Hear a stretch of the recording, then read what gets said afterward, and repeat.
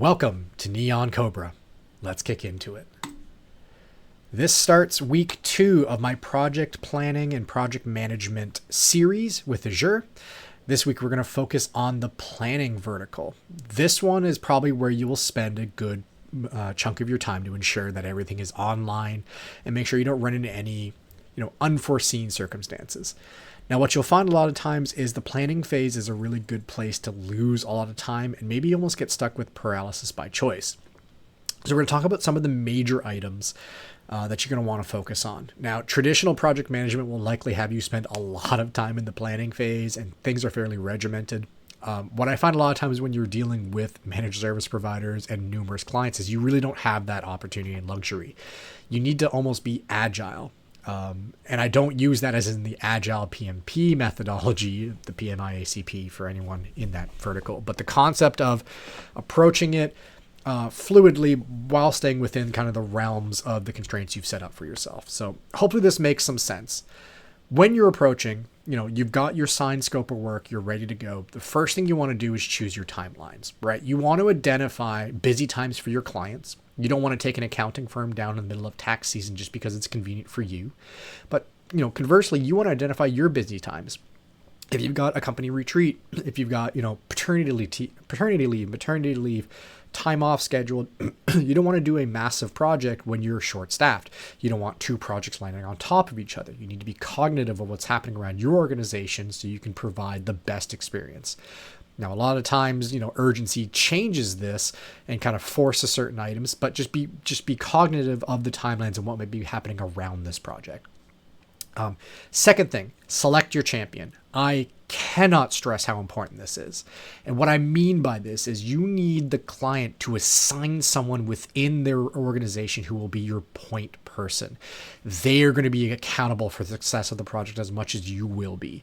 This will be anything from getting signatures, moving things forward, ironing out any wrinkles, maybe with some on-premise staff. We've all tried to do a multi-factor deployment to find that there is someone that just refuses to do it. And, instead of being the intermediary and trying to force somebody, you go to the champion, right? You go to the person within the organization who is required and responsible for that success. Now, it doesn't need to be anybody technical, doesn't need to even be an owner, but they need to be assigned and responsible for the work. You definitely need that. And following up on your champion is identify the stakeholders. You need to know really who the owners are, who the testers are going to be. When you're doing early access testing or user access testing, you need to know who they're going to be. Now, those can already be assigned as you go on. And that's the thing with stakeholders is they can show up as time goes on. Maybe there are third line of party business devs, other clients that maybe interface with your client that need to be included either from an informed or maybe even right up to an accountable point within the organization. It's also kind of important to identify and understand maybe who your squeaky wheels in the organizations are. While Mary in accounting or Joe in engineering may not necessarily have a management title, they might have the owner's ear and they might be undermining your project as you go. So you want to understand kind of, lay of the land, who you're dealing with, and then you can plan accordingly to this. Which leads me into the next item, identify your risks. We want to know what some perceived risks are in the environment and try to strategize around this. This is where you can really have your paralysis of choice, right? You spend so much time planning around this outcome and that alternatives and these items that you actually just don't move forward. Certain items, that I would always look over, hardware failures, dead on arrival, right? Even though you're moving into Azure, maybe endpoint assets are being delayed, stuck on a ship somewhere or a boat. So you need to kind of plan around that. Or you've got failing hardware in the organization that is accelerating your timeline. So you need to understand the risks of what happens if mid-migration this RAID card dies. Do we have the ability to spin up? Do we have ways to plan around this? Sometimes no actions are required. You just need to talk to, your client, being like, these are things we have identified. We can talk contingency plans, but the likelihood may be low, but it is not unrealistic. Mentioned above, tech vacations, right? Tech vacations and time off are considered risks. Even though they are identified and planned risks, if your primary tech is slated to go away on vacation the next week, maybe don't schedule major cutover time the week before. because either A, you're going to have to pull the tech from the vacation, or B, you're going to have no one there to help. Knowledge gaps, right? If this is your first movement into Azure, plan for that. Plan as that as a risk. Things may not necessarily always be as clear as it seems. So have maybe a third-party line of business, a distributor or a marketplace of preferred vendor that maybe has some support for you. Have people within your industry that might be able to jump in and tag in. Plan for poor third-party vendor support, because that never happens. But just in case, if they, don't show up on time, maybe they have, the line of business application is no longer planned or in support. Maybe the client refuses to pay for the support plan. So have contingency plans around that. Lay out your timeline, right? Have a rough idea, 30, 45, 60 days, but specifically when it comes down to, add a lot of buffer time for like data transfers. Right. We'll find a lot of times that is very benign work. You start a robocopy, you start a move and you walk away. But when you're moving large quantities of data, especially up to the cloud, you tend to maybe start a 24 or 48 hour copy and then leave. If you're expecting that to show up on Monday and it's all ready to go, and your project timelines are contingent on that, you may find that halfway through, maybe there's a file hole, a file's caught open and it doesn't catch that file, and maybe your transfer doesn't work. Maybe there's a system reboot. Maybe it delays. Maybe the pipe goes down for an hour. And then you show up Monday morning and you realize nothing's moved and your entire project falls apart. So for instances where there's large quantities of data, give yourself padding. Give yourself the ability to restart it, to come back in. Give yourself buffer. Make sure that, if there's large chunks of work slated to be done, if you're doing these large data copies, make sure you have the ability to restart these transfers as you go, right? You don't want to have to be doing it constantly. Ensure that if the pipe for where the client is coming up from doesn't support a lot of throughput, and maybe, you have to worry about that, maybe plan on moving the data to your head office and moving it up, right? So these are things to account for delays in your timeline. You can move as fast as you want, but there are physical limitations on how fast things can go sometimes. Don't be afraid to submit change requests, right? As we talked about a little bit in scoping about the risks of gold plating, adding extra things to the project for free to make the client happy, or scope creep, things cropping up as you're going through and you just kind of absorb them into the project and take the labor.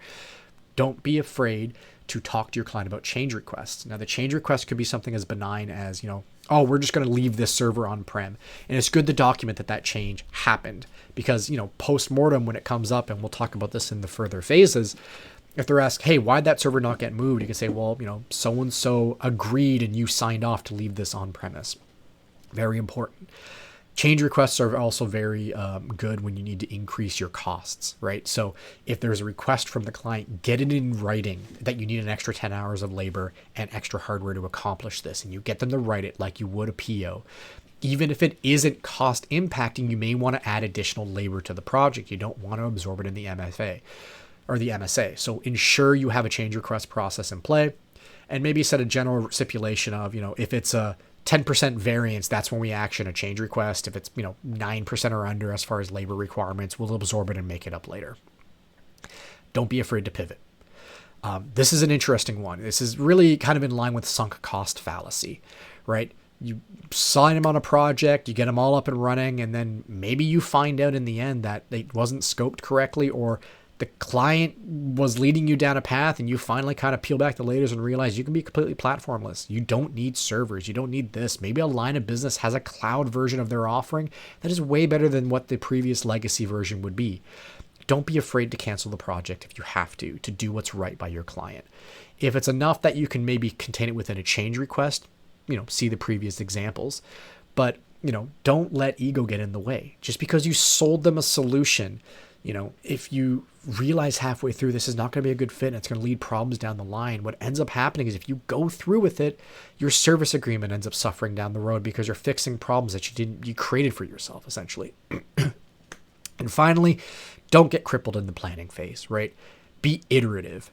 lay down your timelines, lay down your scoped work. From personal experience, I would have a rough idea of what I was going to do, but I wouldn't go and plan all 60 days of it. I would maybe plan in weekly iterations, almost like a waterfall approach, if you will, which is, more project terminology. But the concept of, look, we'll get through this part and we'll plan the next one. We'll get through this part, you plan your next one. You create gates.